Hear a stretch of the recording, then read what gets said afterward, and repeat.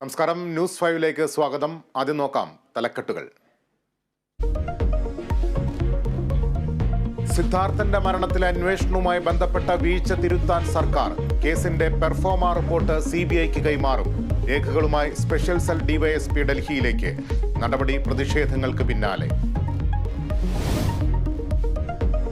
Masala bond കേസിൽ Thomas ഐസക്കിനെ വിടാതെ ED. അന്വേഷണം പൂർത്തിയാകണമെങ്കിൽ ഐസക്കിന്റെ മൊഴിയെടുക്കണം. ഫെമ നിയമലംഘനങ്ങൾ ഐസക്കിന്റെ അറിവോടെയാണോ എന്ന് സംശയമുണ്ടെന്നും ED.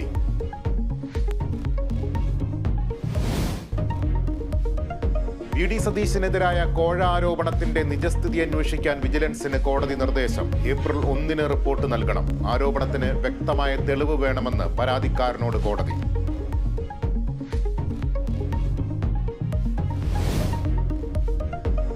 പത്തനംതിട്ട ജില്ലാ സെക്രട്ടേറിയറ്റിലെ കയ്യാങ്കളി വാർത്ത നിഷേധിച്ച് CPM. വ്യാജ വാർത്ത ഐസക്കിന്റെ സ്വീകാര്യത ഇല്ലാതാക്കാൻ നിയമപരമായി നേരിടുമെന്നും ജില്ലാ നേതൃത്വം.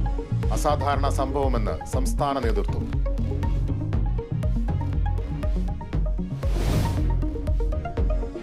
തൃശൂർ കുറ്റുമുക്ക് പാടത്ത് മൃതദേഹം കണ്ടെത്തിയ സംഭവത്തിൽ വഴിത്തിരിവ്. ജ്വല്ലറി വ്യാപാരിയും മകനും ഭാര്യയും പിടിയിൽ. ഉറങ്ങിക്കിടന്ന ആളുടെ ശരീരത്തിലൂടെ ഇവരുടെ കാർ കയറിയിറങ്ങുകയായിരുന്നുവെന്ന് പോലീസ്. പ്രതികൾ കുറ്റം സമ്മതിച്ചു.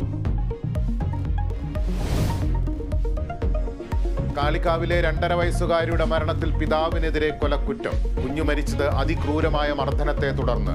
ആശുപത്രിയിൽ എത്തിച്ചത് മരണത്തിന് ശേഷം. ഫായിസ് ഭാര്യയെയും മർദ്ദിക്കാറുണ്ടെന്ന് ബന്ധുക്കൾ.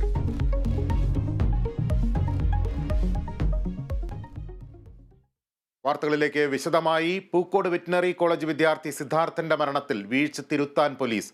ഉടൻ തന്നെ കേസുമായി ബന്ധപ്പെട്ട രേഖകൾ CBIക്ക് കൈമാറും. സ്പെഷ്യൽ സെൽ DYSP ഇന്ന് തന്നെ ഡൽഹിയിലേക്ക് പോകും.